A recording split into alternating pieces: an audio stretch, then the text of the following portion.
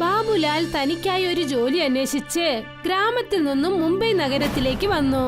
അദ്ദേഹം ഒരു ജോലിക്കായി ഒരുപാട് അന്വേഷിച്ചു നടന്നു. പക്ഷെ അദ്ദേഹത്തിന് എവിടെയും ഒരു ജോലി ലഭിച്ചില്ല. പിന്നെ ദിവസം മുഴുവൻ വെയിലത്ത് നടന്നതുകൊണ്ട് അദ്ദേഹത്തിന് ആകെ ക്ഷീണം തോന്നാൻ തുടങ്ങി. മുംബൈയിലേക്ക് വന്നാൽ എന്തെങ്കിലും ജോലി ചെയ്യാന്ന് വിചാരിച്ചു. പക്ഷെ ഇവിടെ വന്നാൽ എനിക്ക് സുഖമില്ലാതെ ആയിപ്പോയല്ലോ. സിറ്റിയിലുള്ള കാറ്റ് എനിക്ക് ഒത്തുവന്നില്ലെന്ന് തോന്നുന്നുണ്ട്. ഇപ്പൊ പെട്ടെന്ന് തന്നെ നമുക്ക് ഡോക്ടറെ പോയി കാണണം. ബാബുലാൽ ഡോക്ടറെ കാണാനായി ചെന്നു. പക്ഷെ അവിടെ നോക്കിയപ്പോൾ അവിടെ നല്ല തിരക്കുണ്ടായിരുന്നു. അവരോട് അന്വേഷിച്ചപ്പോഴാണ് കാര്യമറിഞ്ഞത് അവരെല്ലാം കടയിലെ ആഹാരം കഴിച്ചത് കാരണം അവർക്ക് അസുഖം പിടിച്ചെന്ന്.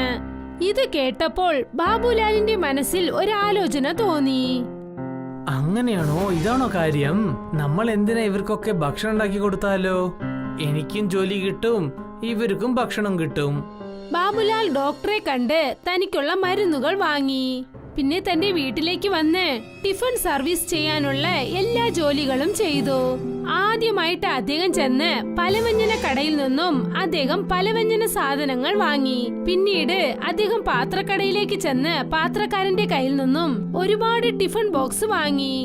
പിന്നെ വീട്ടിൽ പാചകം ചെയ്യാൻ തുടങ്ങി. വളരെ നന്നായിട്ട് പാചകം ചെയ്തിട്ടുണ്ട്. ഇവിടെയുള്ള എന്റെ ഭക്ഷണം അവർക്ക് ഇഷ്ടാവണമെങ്കിൽ ഞാൻ ശുദ്ധമായിട്ട് ഭക്ഷണം ഉണ്ടാക്കുന്നത് ഇന്നും നന്നായിട്ട് ഉണ്ടാക്കണം, എന്നാലേ ആരോഗ്യമായിട്ടുണ്ടാവുള്ളൂ. ബാബുലാൽ വളരെ വൃത്തിയായിട്ടും രുചികരമായിട്ടും ആഹാരം ഉണ്ടാക്കി. പിന്നെ ജനങ്ങളുടെ വീട് തോറും ചെന്ന് ആഹാരം നൽകി. എല്ലാവർക്കും അദ്ദേഹം നൽകുന്ന ആഹാരം ഒരുപാട് ഇഷ്ടപ്പെട്ടു.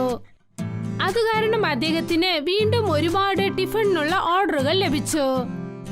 എന്റെ പൊന്നോ, ഞാൻ എങ്ങനെയൊക്കെ വിചാരിച്ചോ അതിനെക്കാട്ടും വളരെ നന്നായിട്ടുണ്ടല്ലോ. ഇനി നമ്മൾ മനഃപൂർവ്വമായിട്ട് ജോലി ചെയ്തേക്കണം, എന്നാലേ കുറെ ജനങ്ങൾക്ക് നമ്മൾ ഭക്ഷണം കൊടുക്കാൻ പറ്റുള്ളൂ. ബാബുലാൽ വളരെ കഠിനമായി അധ്വാനിച്ചു. എങ്കിലും അദ്ദേഹത്തിന് സമയത്തിന് എല്ലാവർക്കും ആഹാരം എത്തിക്കാൻ സാധിച്ചില്ല. അതിനു കാരണം അദ്ദേഹം തനിച്ച് ഒരാളായിട്ട് ജോലി ചെയ്യുകയാണ്. ആവശ്യമുള്ള സാധനങ്ങൾ വാങ്ങിക്കുക, പാചകം ചെയ്യുക, പിന്നെ ആഹാരം കൊണ്ടുപോയി ചേർക്കുക. അദ്ദേഹം നോക്കിയപ്പോൾ ഒരുപാട് ആളുകൾ അതിരാവിലെ തന്നെ ഓഫീസിലേക്ക് പോകാൻ വേണ്ടി ബസ്സിന് വേണ്ടി ലൈനിൽ കാത്തു നിൽക്കുകയാണ്. ഇവിടെ വന്നു നോക്കുന്ന ആൾക്കാരെ കണ്ടാൽ ഇവര് രാവിലത്തെ ബ്രേക്ക്ഫാസ്റ്റ് പോലും കഴിച്ചിട്ടുണ്ടാവില്ല തോന്നുന്നുണ്ടല്ലോ. ഒരുപക്ഷെ ഇവര് ബസ്സിൽ പോകുമ്പോൾ തന്നെ ടിഫിൻ കിട്ടിയാലോ? ഇവർക്ക് ഓഫീസിലും ശരിയായ നേരത്തിൽ പോകാൻ പറ്റും, പിന്നെ വിശപ്പും ഉണ്ടാവില്ല. ബാബുലാൽ ഒരു ബസ് റെസ്റ്റോറന്റ് ഉണ്ടാക്കാൻ ആഗ്രഹിച്ചു. അതുകൊണ്ട് അദ്ദേഹം ഗ്രാമത്തിൽ നിന്നും തന്റെ ഭാര്യ പിന്നെ അനുജനെയും നഗരത്തിലേക്ക് കൂട്ടിക്കൊണ്ടുവന്നു. പിന്നെ ടിഫിൻ സർവീസ് മൂലം ഉണ്ടാക്കിയ കാശുകൊണ്ട് ഒരു 2 അടുക്കുള്ള ബസ് അദ്ദേഹം വാങ്ങി. ഇനി നമ്മളുടെ ഏരിയയിൽ ഇനി ആരും വിശപ്പോടെ ഉണ്ടാവുകയില്ല. ഞാൻ എല്ലാവർക്കും ടിഫിൻ കൊടുത്ത് പിന്നെ അവർ ഓഫീസിലേക്കും ഡ്രോപ്പ് ചെയ്യും. ശരി, ഇന്ന് തന്നെ നമുക്ക് തുടങ്ങിയേക്കാം. നല്ല കാര്യത്തിന് എന്താ നേരം നോക്കേണ്ടത്? ഇപ്പൊ ബാബുലാൽ പിന്നെ അദ്ദേഹത്തിന്റെ ഭാര്യ അദ്ദേഹത്തിന്റെ അനുജൻ 3 പേരും ചേർന്ന് ബസ്സിൽ റെസ്റ്റോറന്റ് ഉണ്ടാക്കാനായി ശ്രമിച്ചു. ഇത് നോക്ക്, എനിക്ക് വണ്ടി ഓട്ടിക്കാൻ അറിയാം, അതുകൊണ്ട് ഞാൻ തന്നെ ഓട്ടിച്ചോളാം. എന്റെ കൈകൊണ്ടുണ്ടാക്കുന്നത് ആരെങ്കിലും ഒരു പ്രാവശ്യം കഴിച്ചാൽ മതി, പിന്നെ അവരെവിടെയും ചെന്ന് കഴിക്കില്ല. മനസ്സിലായോ നിങ്ങൾക്ക്? ആ, നീ തന്നെയാണ് ഭക്ഷണം ഉണ്ടാക്കാൻ പോകുന്നത്. അതിന് എന്തിനാ നീ ഇങ്ങനെ ചുറ്റിയൊക്കെ പറയേണ്ടത്? എനിക്ക് ഭക്ഷണം ഉണ്ടാക്കാൻ അറിയാം, വണ്ടി ഓട്ടിക്കാനും അറിയാം. ഞാൻ എന്താ ചെയ്യേണ്ടത്? ഞാൻ ആദ്യം പറഞ്ഞതല്ലേ ഞാൻ സിറ്റിയിലേക്കൊന്നും വരില്ല എന്ന്. കണ്ടില്ലേ, ഞാൻ വന്നിട്ട് ഒരു പ്രയോജനവും ഇല്ല. പ്രയോജനമുണ്ട്. നീ ബസ്സും ഓട്ടണം, ഭക്ഷണം ഉണ്ടാക്കണം. നിന്നെ കൊണ്ട് പറ്റിയാൽ നീ ബസ്സും ഓട്ടിക്കണം, ഭക്ഷണം ഉണ്ടാക്കി സഹായിക്കണം. നീ വേറെ ജോലികളും ചെയ്യാം. അതിൽ എനിക്ക് എന്താ ഉള്ള ജോലി? 2 പേരുണ്ടല്ലോ 2 ജോലിയും ചെയ്യാൻ. ഭക്ഷണം കൊടുക്കാൻ വേറെ ആൾക്കാർ വേണ്ടേ? പിന്നെ ഭക്ഷണം കൊടുത്തതിന് ശേഷം കാശ് വാങ്ങിക്കാനും ഒരാൾ വേണ്ടേ നമുക്ക്? എന്നാൽ പിന്നെ ആ ജോലി നീ ഉണ്ടല്ലോ നോക്കാൻ. എന്നാ ശരി, ഞാൻ വെയിറ്റർ പ്ലസ് ബസ് കണ്ടക്ടർ. മനസ്സിലായി. ഇതാണ് കാര്യം. ഇനി നീ സിറ്റിയിൽ വന്നാൽ ഒരു പ്രയോജനം ഇല്ലെന്ന് നീ പറയില്ലല്ലോ? ഇല്ല, ഇനി ഞാൻ അങ്ങനെ പറയില്ല. വരൂ, നമുക്ക് പോയി ഒരു ഡെമോ ചെയ്തേക്കാം. പക്ഷെ ഇന്ന് സൺഡേ അല്ലേ, ഇന്ന് ആരാ ഓഫീസിലേക്ക് പോവുക?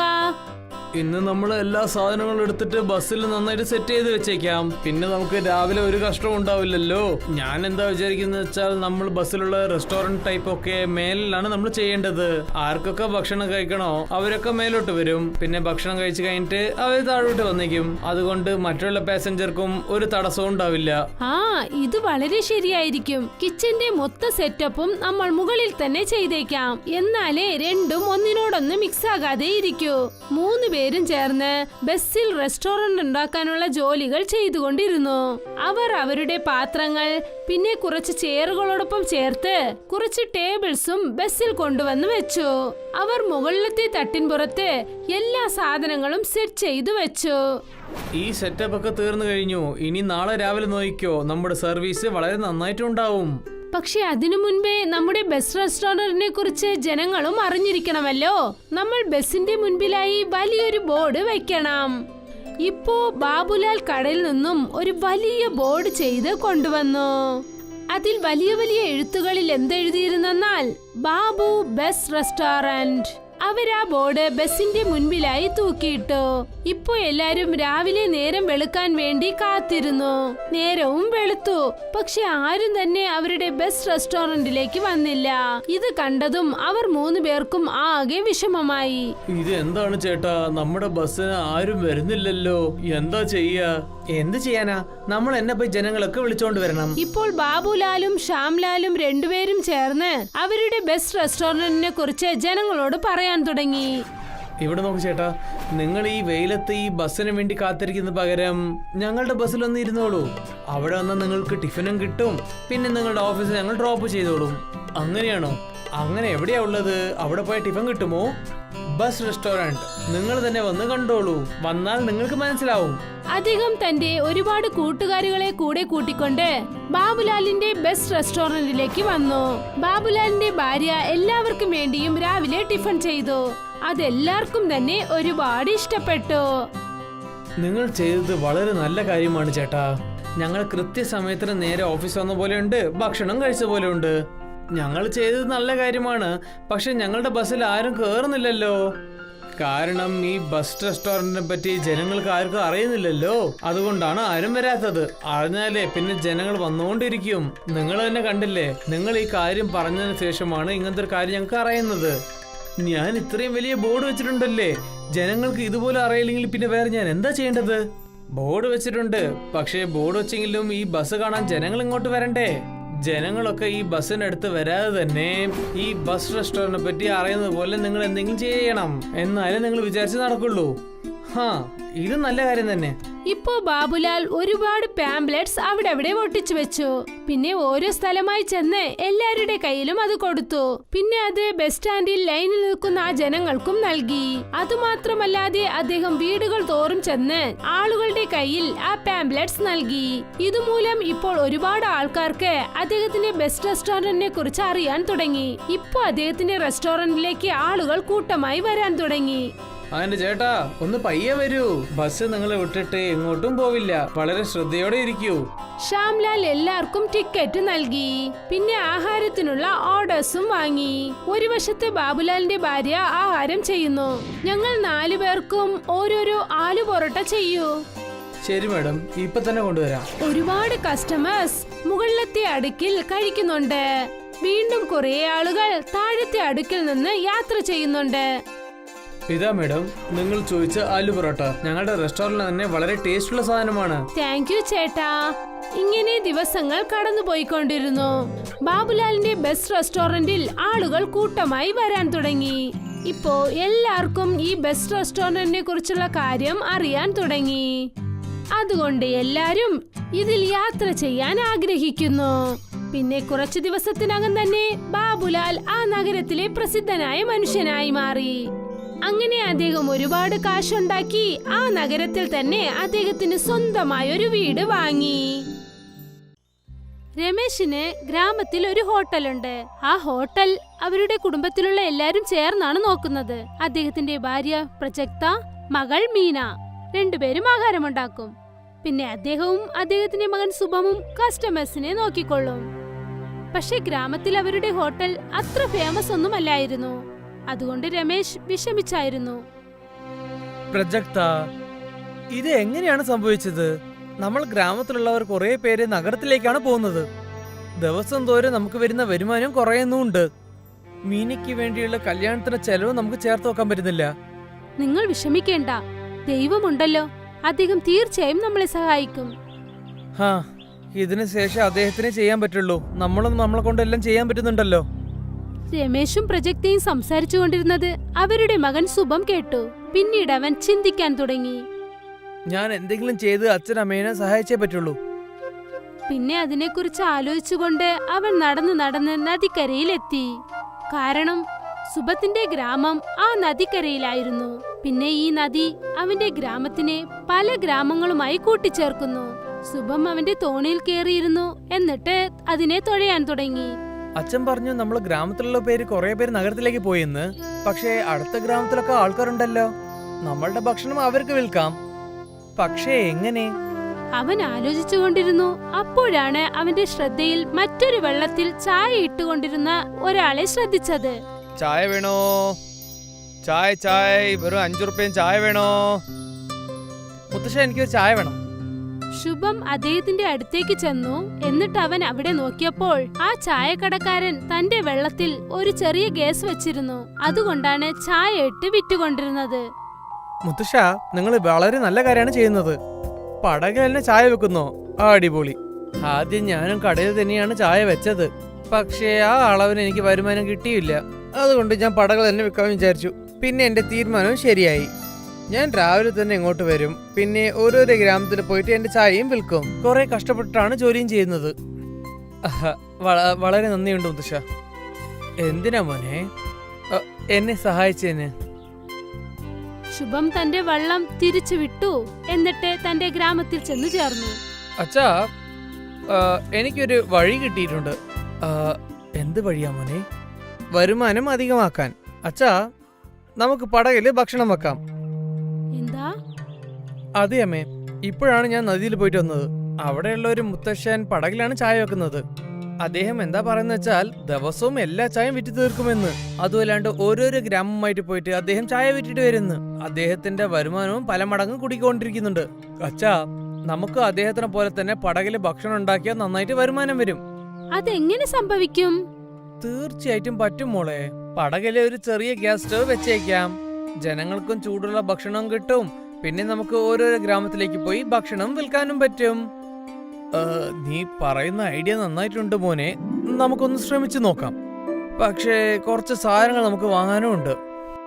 ശുഭത്തിന്റെ ഐഡിയ അവരുടെ മൊത്തം കുടുംബത്തിനും ഒരുപാട് ഇഷ്ടമായി. അവരെല്ലാരും വള്ളത്തിൽ ഹോട്ടൽ തുടങ്ങാൻ ആഗ്രഹിച്ചു. രമേശും സുഭമും മാർക്കറ്റിലേക്ക് പോയി ചെറിയ ഗ്യാസുകൾ വാങ്ങി. പിന്നീട് അവർ അവരുടെ വള്ളത്തിൽ ഗ്യാസും പാത്രങ്ങളും എല്ലാം സെറ്റ് ചെയ്തു വെച്ചു. മറുവശത്ത് പ്രജക്തയും മീനയും കൂടി ഒരുപാട് ആഹാരങ്ങൾ ചെയ്ത് റെഡിയാക്കി. അതിനുശേഷം റെഡിയായ എല്ലാ സാധനങ്ങളും എടുത്തുകൊണ്ട് മീനയും പ്രജക്തയും വള്ളത്തിനടുത്തേക്ക് വന്നു. എല്ലാരും ദൈവത്തോട് പ്രാർത്ഥിച്ചിട്ട് അവരുടെ വള്ളത്തിൽ കയറി യാത്രയായി. അവരടുത്ത ഗ്രാമത്തിലേക്ക് ചെന്നതും ഭക്ഷണം, നല്ല ചൂടുള്ള ഭക്ഷണം, സബ്ജി, പനീർ റൊട്ടിയൊക്കെ ഉണ്ട്. വരൂ വരൂ, നല്ല ചൂടുള്ള ഭക്ഷണമാണ്. രമേശ് വെള്ളം ആ നദിക്കരയിൽ നിർത്തി. പിന്നെ കുറച്ചുപേർ ആ വെള്ളത്തിനടുത്തേക്ക് വന്നു. എന്താ ചേട്ടാ, ഇത് പുതിയതായിട്ടുണ്ടല്ലോ. ഇത് പുതിയ ഹോട്ടലാണ്. നല്ല രുചിയുള്ള ഭക്ഷണം കിട്ടും, അതും ചൂടോടെ, കുറഞ്ഞ വിലയിലും. അങ്ങനെയാണോ? എന്നാ നിങ്ങളടുത്ത് എന്തൊക്കെയല്ല കഴിക്കാനുള്ള ഭക്ഷണം? പരിപ്പ് ചോറുണ്ട്, ചപ്പാത്തി, ചാവൽ, പൊറോട്ട, ആലു പൊറോട്ട, റോട്ടി, സബ്ജി, ചോലെ പൊറോട്ട. എന്റെ ദൈവമേ, ഇത്രയും ഉണ്ടോ? എനിക്ക് 2 പൊറോട്ടയും പിന്നെ പനീർ സബ്ജിയും തരൂ ചേട്ടാ. ശരി. മീന പനീർ സബ്ജി ചൂടാക്കി. പിന്നെ പ്രാജക്ത പൊറോട്ട ചെയ്തുകൊണ്ടിരുന്നു. ചേട്ടാ എത്രയായി? ചേട്ടാ 50 റുപ്യ ആയിട്ടുള്ളൂ. ഇത്രയും കുറവേ ഉള്ളൂ? ഇതേ ഞങ്ങളുടെ ഹോട്ടലിൽ ഇത് വാങ്ങിയിട്ടുണ്ടെങ്കിലേ വളരെ കൂടുതലാണ്. വില കേട്ടതും ഒരുപാട് കസ്റ്റമേഴ്സ് ഓർഡർ നൽകി. ദാൽ തടുക്കയും പിന്നെ ചോള ബട്ടറും പാർസൽ ചെയ്തു ചേട്ടാ. എനിക്ക് 2 പൂരി ഭാജിയും വേണം ചേട്ടാ. ശരി ചേട്ടാ. പ്രാജക്തയും മീനയും പെട്ടെന്ന് ആഹാരങ്ങൾ ഉണ്ടാക്കി. രമേശും സുഭമും കസ്റ്റമേഴ്സിന് ആഹാരങ്ങൾ സെർവ് ചെയ്തു. ആദ്യ ദിവസം തന്നെ ഗ്രാമത്തിൽ നിന്ന് ഒരു 10 കസ്റ്റമേഴ്സ് അവർക്ക് കിട്ടി. അവിടെ കസ്റ്റമേഴ്സിന്റെ കൂട്ടം കുറഞ്ഞ ഉടൻ തന്നെ രമേശ് അവിടെ നിന്ന് വെള്ളവും എടുത്തുകൊണ്ട് തിരിച്ചു. പിന്നീട് അവർ അടുത്ത ഗ്രാമത്തിലേക്ക് പോയി. അവിടെയും ഓരോരുത്തരായി ഒരുപാട് കസ്റ്റമേഴ്സ് വന്ന് അവരുടെ ആഹാരം കഴിച്ചു. പിന്നീട് അടുത്ത ഗ്രാമത്തിലേക്ക് പോയി.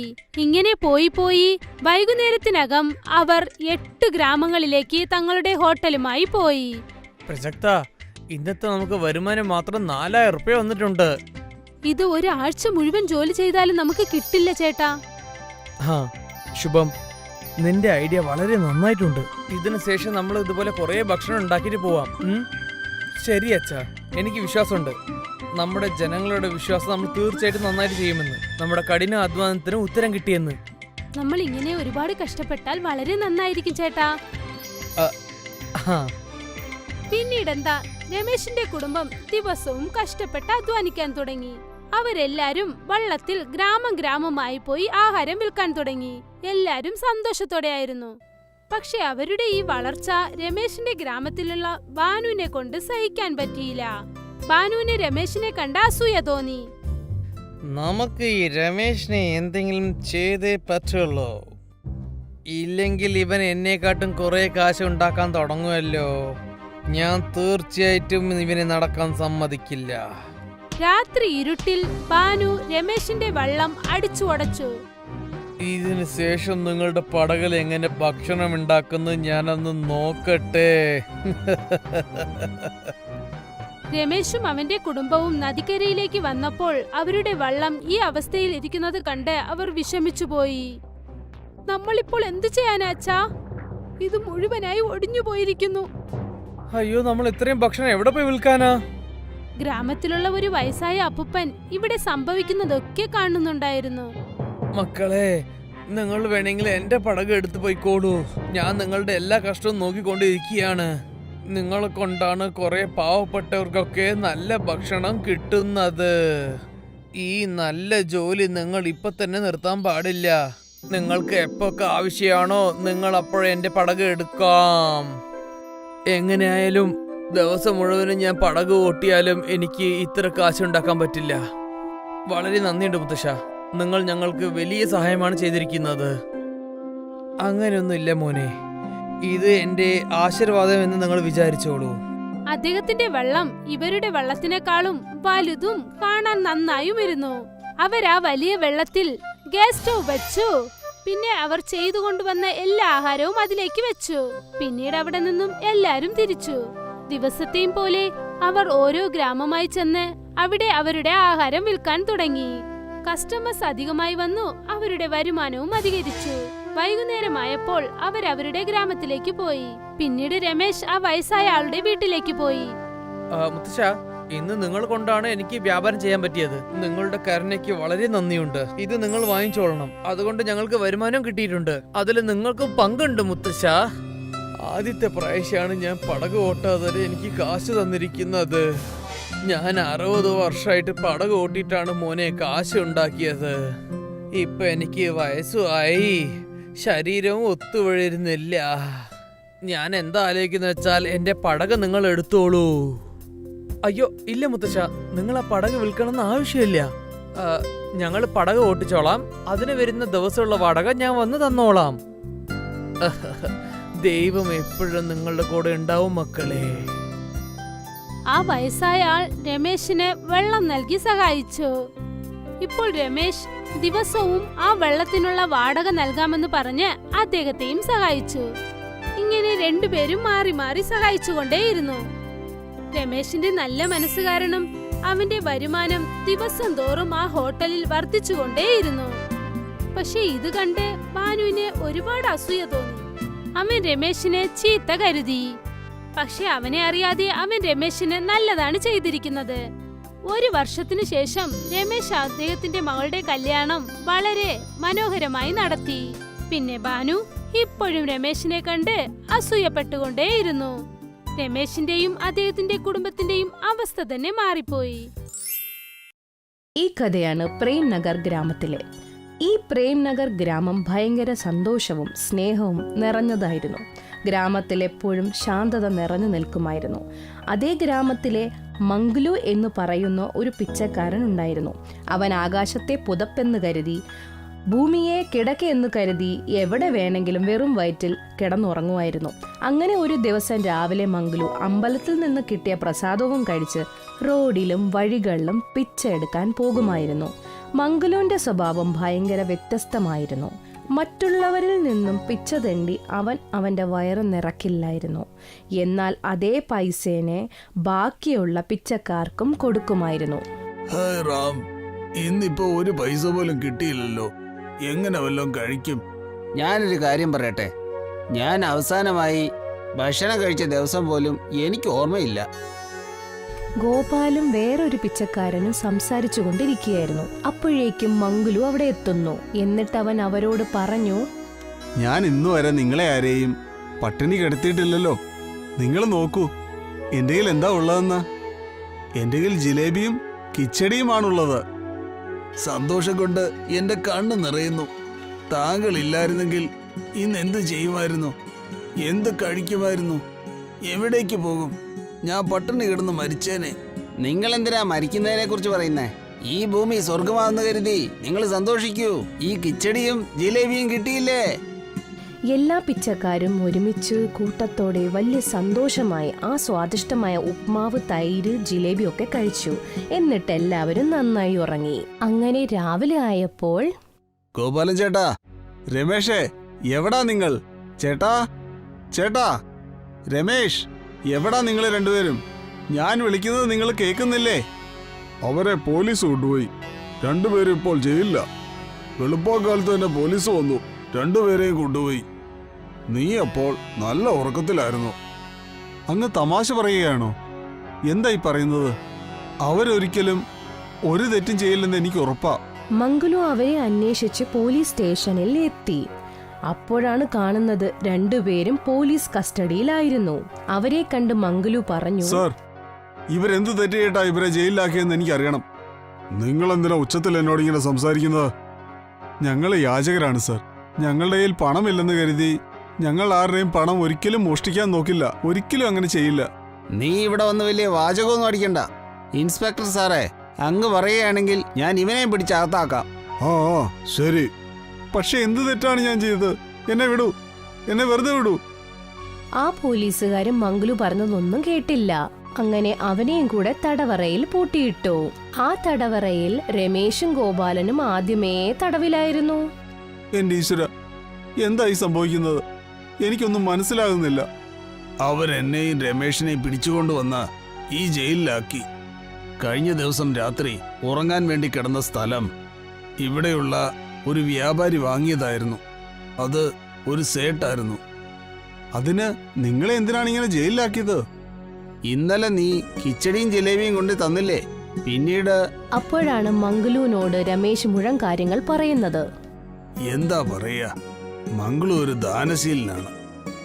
അതെ അതെ, അങ്ങ് പറഞ്ഞ ശരിയാണ്. പാവം നല്ല ഉറക്കത്തിലാ. ഇനി നേരം വെളുക്കാതെ കണ്ണു തുറക്കില്ല. അപ്പോഴേക്കും അവിടെ കുറച്ച് ഗുണ്ടകൾ വന്നു. എന്നിട്ട് പറഞ്ഞു, ഈ യാചകരെ കൊണ്ട് വലിയ ശല്യമായല്ലോ. ഇവരെ എല്ലാം ഇവിടുന്ന് പിടിച്ചു വല്ല കാട്ടിലും കൊണ്ടുവിടണം. ഈ സ്ഥലം നമ്മുടെ ഗ്രാമമുഖ്യം വാങ്ങിയതാ. ഇതൊരു വലിയ വ്യാപാരിക്ക് ഒരു ഷോപ്പിംഗ് മാള് പണിയാൻ വേണ്ടി കൊടുക്കാനിരിക്കുക. ഈ യാചകരെ ഉടൻ തന്നെ ഇവിടുന്ന് ഓടിക്കണം. അതല്ലാതെ നമുക്ക് വേറെ വഴിയില്ല. ഷോപ്പിംഗ് മാള് പണിയുമ്പോ ഞാൻ അതിലൊരു ഷോപ്പ് എനിക്ക് കച്ചവടത്തിനായി തുറക്കും. ബാക്കിയുള്ളവരുടെ കച്ചവടമെല്ലാം അതോടെ ഇല്ലാതാകും. ശരി ശരി, ആദ്യം ഇവരെ ഇവിടുന്ന് ഓടിക്കൂ. ഇവരുടെ മേൽ മോഷണക്കുറ്റം ചുമത്തി ഇവരെ നമുക്ക് ജയിലിലാക്കാം. അങ്ങനെ ഈ യാചകരുടെ ഇടയ്ക്ക് മംഗളു എന്നൊരു യാചകനുണ്ട്. അയാളെ നമുക്ക് വെറുതെ വിടാം. നല്ല മനുഷ്യനാ. ബാക്കി യാചകരെ നമുക്ക് ജയിലിലാക്കാം. ആ ശരി ശരി, പെട്ടെന്നാകട്ടെ. ആ കള്ളന്മാരെന്നിട്ട് അമ്പലത്തിൽ നിന്നും കുറച്ച് സ്വർണവും പണവും മോഷ്ടിച്ച് ആ പിച്ചക്കാരുടെ അടുത്ത് വെച്ചിട്ട് പോയി. പോലീസുകാർക്ക് കുറച്ച് കൈക്കൂലിയൊക്കെ കൊടുത്ത് ആ കുറ്റം അവരുടെ തലയിലോട്ട് ഏൽപ്പിച്ചു. അത് ശരി, അതാണ് കാര്യം. ഇന്നലെ രാത്രിയിൽ ഞാൻ നല്ല ഉറക്കത്തിലായിപ്പോയി. നടന്നൊന്നും അറിഞ്ഞില്ല. എല്ലാം എന്റെ തെറ്റ് തന്നെയാ. മംഗലു ആ പിച്ചക്കാരുടെ കൂടെ ഇരുന്ന് പൊട്ടി പൊട്ടി കരയാൻ തുടങ്ങി. മതി മംഗളു, കഴിഞ്ഞത് കഴിഞ്ഞു. ഇതൊക്കെ ഞങ്ങൾ ചെയ്ത പാപത്തിന്റെ ഫലമാ. വിഷമിക്കണ്ട. പക്ഷേ ഇനി ഇവിടുന്ന് എങ്ങനെ പുറത്തേക്ക് കിടക്കും? ഈ ജയിലിൽ ഒരു ബൾബുണ്ട്, പകല് പോലും ഇത് കെടാറില്ല. ഞാൻ ആകെ വിഷമത്തില്ല. നമ്മളെ ജയിലിലാക്കി ആരെയും ഞാൻ ഒരിക്കലും വെറുതെ വിടില്ല. ആ സമയത്ത് രമേശ് ഒരു വടി അങ്ങ് കയ്യിലെടുത്തു. എന്നിട്ട് ആ കത്തിക്കൊണ്ടിരുന്ന ബൾബിൽ ഒരു അടി കൊടുത്തു. ആ വടി കൊണ്ടടിച്ചതിന്റെ ശക്തിയിൽ ആ ബൾബ് പൊട്ടിപ്പോയി. അപ്പോഴേക്കും ആ ബൾബിൽ നിന്ന് ഒരു വെളിച്ചം വന്നു. ആ വെളിച്ചം ഈ കുറ്റവാളികളെയെല്ലാം വേറൊരു ലോകത്തേക്ക് കൊണ്ടുപോയി. അവര് നോക്കുമ്പോൾ ആ സ്ഥലത്ത് അല്ലെങ്കിലേ കുറെ കുറ്റവാളികൾ ഉണ്ടായിരുന്നു. എന്താ ഇത്? ഇവരൊക്കെ ആരാ? എനിക്കാണെ ഒന്നും മനസ്സിലാകുന്നില്ല. ഈ ബൾബിന്റെ ലോകം എങ്ങനെ ഉണ്ടായി? അപ്പോഴേക്കും അവിടെ ഒരു വയസ്സൻ കുറ്റവാളി വന്നു. എന്നിട്ട് അവരോട് പറയാൻ തുടങ്ങി, വരൂ വരൂ മംഗളു, താങ്കൾ വരുമെന്ന് എനിക്ക് നേരത്തെ അറിയാമായിരുന്നു. പക്ഷെ ഇത്ര പെട്ടെന്ന് വരുമെന്ന് ഒട്ടും വിചാരിച്ചില്ല കേട്ടോ. അങ്ങേക്ക് എന്റെ പേരെങ്ങനെ അറിയാം? അങ്ങ് ആരാണ്? എന്താണ് ഈ സംഭവിക്കുന്നത്? അങ്ങ് ഞങ്ങളെക്കുറിച്ച് എങ്ങനെ ഇത്രയും മനസ്സിലാക്കിയത്? ഈ ബൾബിന്റെ ലോകത്തിരുന്നാൽ ജയിൽ നന്നായി കാണാം. ജയിലിൽ ഒരുപാട് ബൾബുകളുണ്ട്. അതെല്ലാം ക്യാമറ പോലെ പ്രവർത്തിക്കുന്നത്. ഞങ്ങൾ ഇവിടെ നിന്ന് ജയിലിലുള്ള എല്ലാ കാര്യങ്ങളും കാണുകയും കേൾക്കുകയും ചെയ്യുന്നുണ്ട്. ഇവിടുന്ന് രക്ഷപ്പെടാൻ എന്തെങ്കിലും വഴിയുണ്ടോ? ഞങ്ങളിവിടെ ഒരുപാട് നാളായി തടവില.